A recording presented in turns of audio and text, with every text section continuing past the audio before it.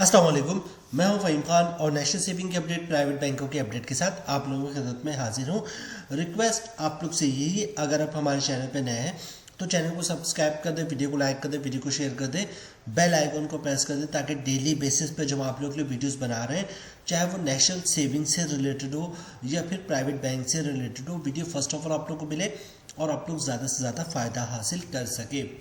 आज की हमारी जो वीडियो है वो है प्राइवेट बैंक से रिलेटेड और आपके सवाल बहुत ज़्यादा आए हैं सीसा के हवाले से, सर्वा इस्लामिक सेविंग अकाउंट। और जो इस वक्त करंटली रिक्वायरमेंट है सब्सक्राइबर की, सब्सक्राइबर ना भी हो तो उनकी जो बेसिकली रिक्वायरमेंट है वो ये है कि जनाब सर्वा इस्लामिक सेविंग अकाउंट में तो डिपॉजिट नहीं हो रहा है, हमें कोई ऐसा अकाउंट बताएं या टीटीआर बताएं जिसका प्रॉफिट रेट सर्वा इस्लामिक सेविंग अकाउंट जितना हो, ठीक है, और बैंक वो हो जो इतना ही अथेंटिक हो जितना नेशनल सेविंग अथेंटिक है, ठीक है।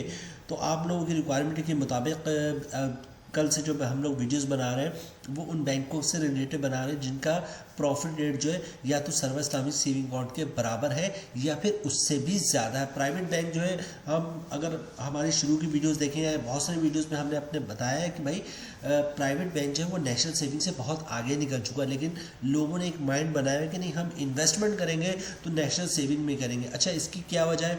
एक तो नेशनल सेविंग जो है वो गवर्नमेंट का इदारा है और उसके डूबने के कोई चांसेस नहीं है, ठीक है। सवाल मेरा ये पैदा होता है कि पाकिस्तान में कौन सा बैंक डूबा है, मुझे ये बता दो भाई।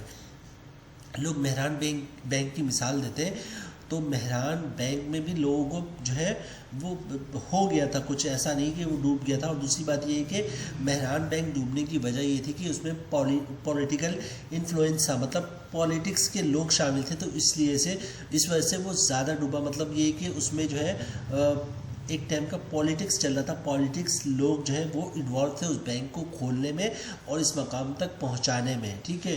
तो इसकी वजह से बैंक डूबा है। हम जिन बैंकों के बारे में वीडियोस बनाते हैं उनका पॉलिटिक्स से कोई लेना देना नहीं होता, वो टोटली जो है वो बिजनेस कर रहे होते हैं, ठीक है। मेहरान बैंक बिजनेस नहीं कर रहा था, पॉलिटिक्स कर रहा था, ठीक है। और वो भी एक पूरे पाकिस्तान के 75-80 साल की हिस्ट्री में एक केस हुआ है मेहरान बैंक का। इसके अलावा ऑल इज़ वेल, उसके अलावा भी मेहरान बैंक की जो कहानी थी वो ये था कि कस्टमर वगैरह को स्टेट बैंक ने सेट कर दिया था, कुछ ना कुछ कर ही दिया था। बहरहाल जनाब, पाकिस्तान में कोई बैंक डूबता नहीं है, स्टेट बैंक आपका बहुत स्ट्रॉन्ग है, सिक्योरिटी एक्सचेंज कमीशन पाकिस्तान आपका बहुत स्ट्रॉन्ग है, ठीक है।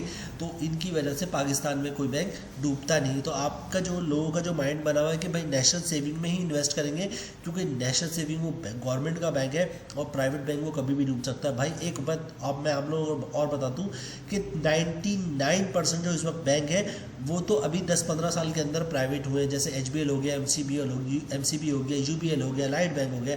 ये आज से 10 से 15 साल पहले अगर चले जाए तो ये सब गवर्नमेंट के बैंक थे। परवेज़ मुशर्रफ साहब ने अपने दौर में इन बैंकों को प्राइवेट किया था कि अगर उनको प्राइवेटाइज नहीं किया जाएगा तो फिर बैंक जो है वो बैंकिंग का शोबा पाकिस्तान में नहीं बढ़ेगा आगे। मतलब बैंक एक ऐसी जगह थी कि जब आपको किसी को डिपॉजिट जमा करवाना होता था या बैंक जाना होता था तो उस दिन उसको ऑफिस का ये जॉब की छुट्टी करनी पड़ती थी कि मुझे बैंक जाना है, वहाँ बैंक का काम है। बैंक में काम क्या होता था, जाते थे, टोकन लेते थे, बैठ जाते थे 2 घंटे बाद और फिर इनका नंबर आता था तो बैंक से या तो पैसे जमा करवाना होता था और या निकलवाना होता था। बैंक इतना मुश्किल था, बाकायदा 5-5, 10-10 किलोमीटर पे ब्रांचेस होती थी बैंकों की, ठीक है। मुशर्रफ साहब ने अपने दौर में इन बैंकों को प्राइवेट किया और उनका एक एहसान है बैंकों पर, जिसकी वजह से आज हर गली गली में आपको प्राइवेट बैंकों की ब्रांचेस दिख रही है। तो आप लोगों का जो कॉन्सेप्ट है कि ये बैंक प्राइवेट है, भाई प्राइवेट तो अभी हुई मुशर्रफ साहब के दौर में, वरना इससे पहले तो 90% जो इन्होंने अपनी ज़िंदगी वो गवर्नमेंट बैंक के तौर पे गुजारा। बताओ, HBL भी पहले गवर्नमेंट का बैंक था, लाइट भी, MCB, UBL भी, सारे बैंक गवर्नमेंट के बैंक होते थे। बहरहाल हम टॉपिक से आउट हो रहे हैं। तो जनाब आज की जो हमारी वीडियो है वो हबीब बैंक लिमिटेड से रिलेटेड है। हबीब बैंक पाकिस्तान का सबसे बड़ा बैंक है, सबसे कामयाब बैंक है, सबसे पुराना बैंक है। कायद-ए-आज़म मोहम्मद जिन्ना द फाउंडर ऑफ पाकिस्तान बनने के बाद इन्होंने हबीब ग्रुप को दावत दिया था कि आप पाकिस्तान आए और पाकिस्तान में बैंकिंग का आगाज़ करें। तो आई थिंक 1947 में ही हबीब ग्रुप पाकिस्तान आ गया था, ये 48 में ऐसे ही कुछ है, और इन्होंने 1947 या 48 में पाकिस्तान में बैंकिंग का आगाज़ कर दिया था हबीब ग्रुप ने। तो हबीब ग्रुप वो ग्रुप है जिसको जिसको ये एजाज़ हासिल है कि फाउंडर ऑफ पाकिस्तान कहा है, जैसा मोहम्मद अली जीना के दावत में पाकिस्तान आए थे। और आप इसकी हिस्ट्री देख ले, जब से पाकिस्तान है तब से HBL है और आज भी पाकिस्तान का सबसे बड़ा बैंक है, सबसे कामयाब बैंक है, सबसे ज़्यादा ब्रांचेज है। ठीक है, तो आज की वीडियो हमारे HBL के हवाले से। और फिर ये जो सवाल है कि प्राइवेट बैंक, आप HBL को जो आप कंपेयर करेंगे नेशनल सेविंग से, आप कर ही नहीं सकते। HBL की ब्रांचेस पूरी दुनिया में है। ठीक है, मतलब आप अमेरिका भी चले जाए वहाँ भी 5-10 ब्रांचेस आपको मिल जाएंगी, कनाडा भी चले जाए वहाँ भी आपको 5-10 ब्रांचेस जो है वो HBL की मिल जाएगी, UK में मिल जाएगी, आपको दुबई में मिल जाएगी, तकरीबन जगह आपको HBL की ब्रांचेस मिल जाएंगी। आपको नेशनल सेविंग की एक ब्रांच से दूसरी ब्रांच जाने में कोई 25 किलो 30 किलोमीटर का फासला तय करना पड़ता है, तब जाके आपको जो है वो नेशनल सेविंग की ब्रांचेस मिलती है। और मुख्तलिफ जगह पूरे शहर में तो एक भी ब्रांच नहीं है नेशनल सेविंग की। तो नेशनल सेविंग क्या आप HBL से कंपेयर कर सकते हैं? ठीक है, गिनती की ब्रांचेस है, 200-400 ब्रांचेस है नेशनल सेविंग की, और 2000, 2500, 3000 ब्रांचेस HBL की सिर्फ पाकिस्तान में, और पूरी दुनिया में तो ना जाने कितनी ब्रांचेस। बहरहाल हम टॉपिक से आउट हो, टॉपिक की तरफ वापस आते हैं। जनाब, नेशनल हबीब बैंक पाकिस्तान का बहुत कामयाब बैंक है। इसकी ये प्रोडक्ट है, नाम नोट करें, HBL डेली मुनाफा अकाउंट। ठीक है, इसके बारे में हमारी आज की वीडियो है। इसका प्रॉफिट रेट जो है वो आप बहुत शानदार है। इसके बाद आप इस पर कंपाउंड प्रॉफिट या इफेक्टिव इंटरेस्ट रेट भी हासिल कर सकते हैं, जिसका आपका प्रॉफिट जो है वो बहुत ज़्यादा होगा। मैं बताता हूँ आप लोगों को। इस वीडियो को हमने कंपेयर किया है किसे, सर्वा इस्लामिक सेविंग अकाउंट से, और हमारे मुताबिक ये सर्वा इस्लामिक सेविंग अकाउंट से बहुत बेहतर प्रोडक्ट है। ठीक है, HBL डेली मुनाफा अकाउंट, और saving account with higher rate interest. मैं आपको ऑलरेडी बता चुका एक ऐसा अकाउंट जिसका प्रॉफिट रेट बहुत शानदार। ठीक है, an account for individuals and institution with high transaction requirement providing high profit rate. एक ऐसा अकाउंट जो इंडिविजुअल लोगों, मतलब मेरे और आपके लोगों के लिए हो, या फिर किसी इंस्टीट्यूशन के, मतलब किसी इदारे के लिए हो। ठीक है, जो जिसमें बहुत हाई ट्रांजैक्शन होती हो, मतलब बहुत ज़्यादा ट्रांजैक्शन हो, या बहुत बड़े पैमाने पर ट्रांजैक्शन हो। क्योंकि जब कोई इंस्टीट्यूशन होगा, कोई इदारा होगा, जैसे कोई आपका, मैं किस तरह कहूँ, जैसे कोई गारमेंट्स की फैक्ट्री है, या फिर कोई केमिकल इंडस्ट्री है, केमिकल की फैक्ट्री है। ठीक है, तो इनकी ट्रांजेक्शन बहुत हाई होती है। तो ये एन अकाउंट फॉर इंडिविजुअल मतलब मेरे और आपके लिए भी है, और उसके अलावा कोई इंस्टीट्यूशन, कोई इदारा, कोई गारमेंट्स की फैक्ट्री, कोई सीमेंट की फैक्ट्री, इस टाइप के लोगों के लिए है, और जिसमें ज़्यादा से ज़्यादा आप ट्रांजेक्शन भी कर सकते हैं, और जिसका प्रॉफिट रेट भी बहुत ज़्यादा हो। आगे चलते हैं जनाब, फीचर्स की बात कर ले जनाब। ओवरव्यू पे तो आई थिंक कुछ है नहीं। The perfect account for the individuals and institution requiring unlimited transaction. ठीक है, वही बात है जो मैं ऊपर बता चुका हूँ आप लोगों को। ठीक है, फीचर्स की बात कर ले जनाब। फीचर्स में क्या है, नो इनिशियल बैलेंस रिक्वायर्ड, मतलब 1 रुपये से भी आपका अकाउंट खुल जाएगा। अच्छा, उसके बाद क्या है, profit is calculated on daily closing balance, मतलब रोजाना का जो डेली बैलेंस होगा उस पर प्रॉफिट आपका कैलकुलेट होगा। ठीक है, ये बड़ा शानदार होता है। मतलब आज के दिन से मेरे पास 30-40 लाख रुपए आ गए, मतलब घर के पैसे थे जिसके भी थे, और मुझे पता है 10 दिन या 20 दिन तक जो है वो घर वालों को जरूरत नहीं पड़ेगी, तो मैंने उठा के अपने अकाउंट में रख दिया। 20 दिन तक ये पैसे मेरे अकाउंट में रहे।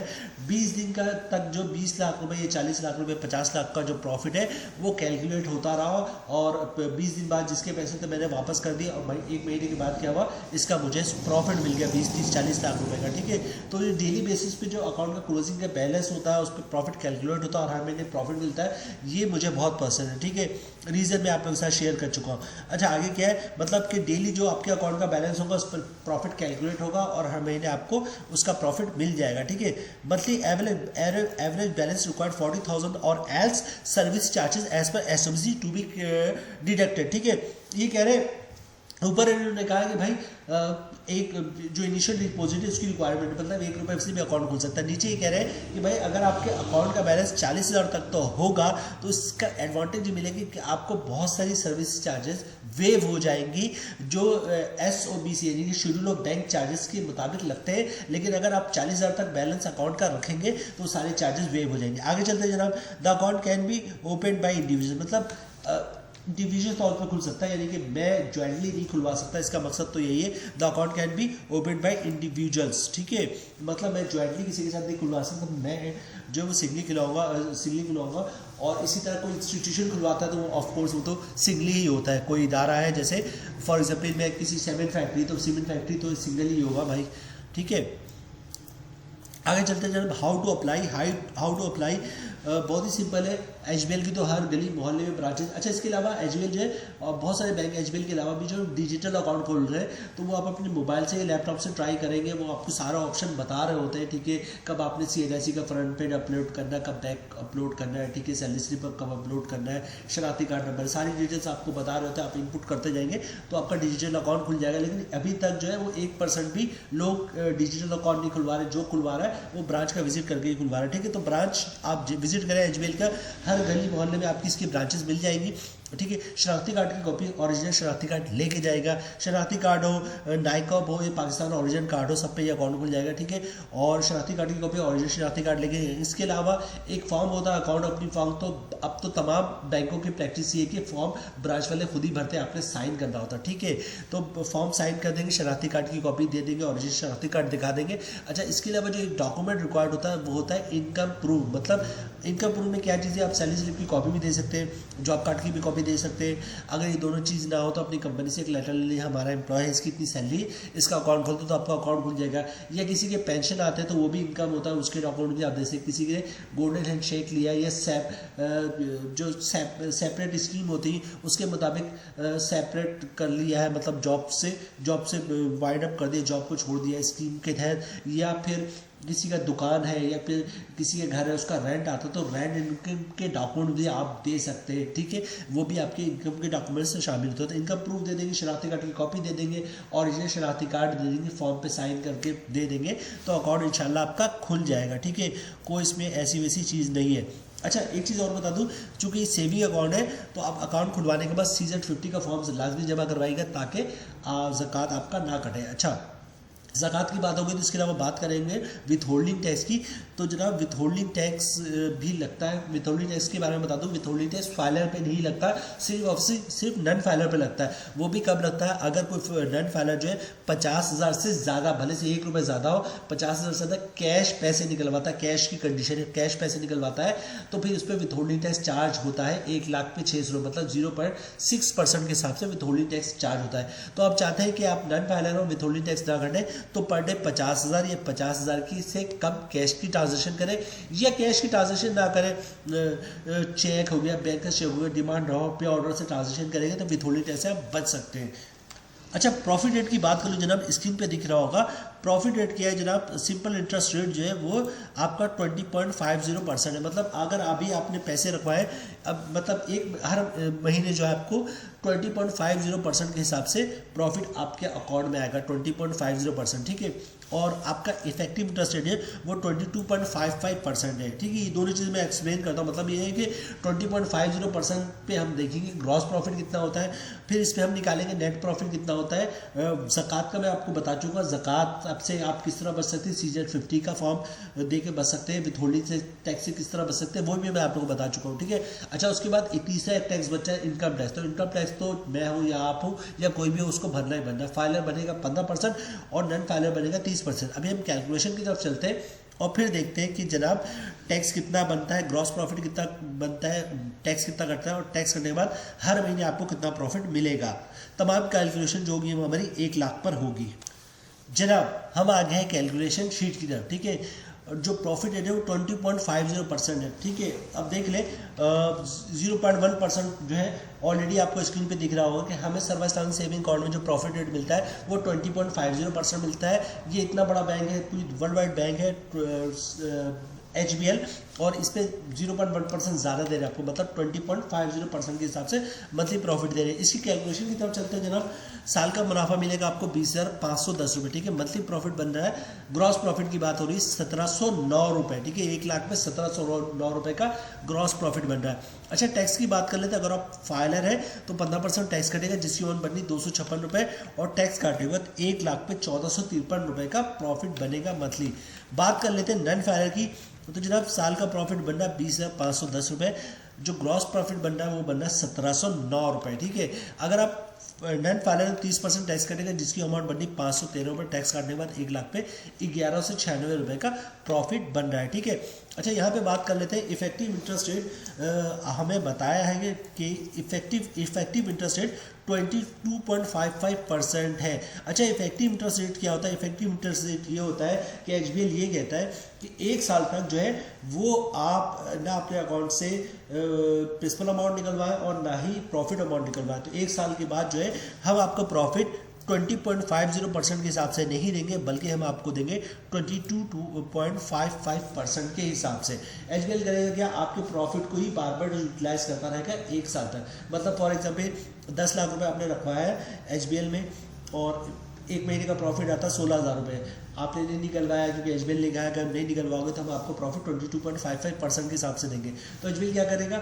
आपको जो आपका जो प्रिंसिपल अमाउंट है 10 लाख रुपए, उस पर जो प्रॉफिट है 16,000 रुपये, तो वो भी जो है वो नेक्स्ट मंथ से आपको उस पर यूटिलाइज कर देगा। ठीक है, तो अगले महीने क्या होगा जनाब? आपका 10 लाख में भी प्रॉफिट आएगा, पिछले महीने जो 16,000 रुपये जो प्रॉफिट आया था उसको अपने अकाउंट में रहने दिया तो उस पर भी प्रॉफिट आएगा। ठीक है, 4-5 महीने बाद क्या होगा? 16,000 रुपये होते होते 5 महीने बाद क्या होगा? 16 लाख आपकी जो अमाउंट थी प्रिंसिपल 10 लाख रुपये, 10 लाख रुपये नहीं रहेगा, वो अब 11 लाख रुपये हो चुका है, क्योंकि प्रॉफिट तो आप निकाल ही रहे नहीं है। ठीक है, और हर महीने प्रॉफिट पे प्रॉफिट आ रहा। फिर इसी तरह एक साल बाद देखेंगे तो आपका 10 लाख जो है 12-12.5 लाख रुपये बन चुका होगा। ठीक है, क्योंकि हर महीने प्रॉफिट आ रहा है, वो भी आपके अकाउंट में है और फिर प्रॉफिट पे प्रॉफिट हर महीने आता ही जा रहा है। तो साल के आखिर में आप देखेंगे 10 लाख आपके 12 लाख 13 लाख रुपये बन चुके हैं। ठीक है, और प्रॉफिट रेट आपको 20.50% नहीं, बल्कि ये इन्होंने कहा है कि हम आपको प्रॉफिट जो देंगे वो देंगे आपको 22.55% के हिसाब से।